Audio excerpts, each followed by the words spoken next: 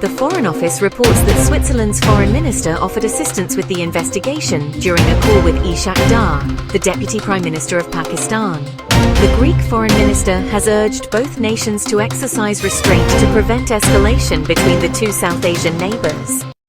European nations have strongly supported Pakistan's call for an independent investigation into the recent attack in Pahalgam, Kashmir. In a significant move, Swiss Foreign Minister Ignazio Kassis expressed willingness to assist with the probe during a phone conversation with Dar.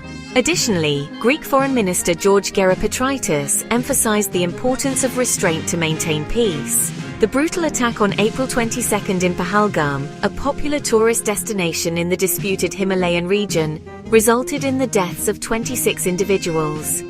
India has accused Pakistan of orchestrating the attack, a claim that Islamabad has vehemently denied.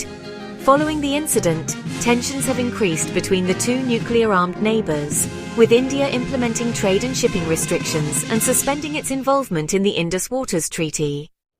In response, Pakistan has demanded a neutral and transparent international investigation into the attack, warning that any military action will provoke a strong counter-response, despite Islamabad's commitment to avoiding escalation.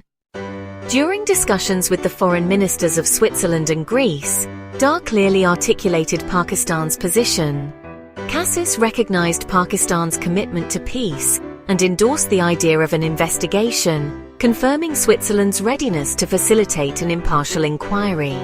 Gerapotritis reiterated the importance of Pakistan's proposal and stressed the critical need for restraint to ensure regional stability.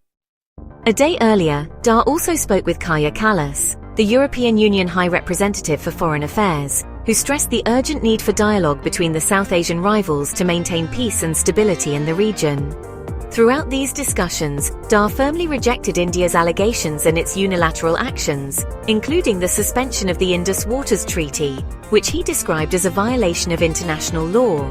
Given the long history of conflict over Kashmir, a territory both nations claim but only control in part, these latest diplomatic exchanges highlight the need to decisively address the rising tensions following the Pahalgam attack. You are watching Saroya News. Please follow us on all social media platforms.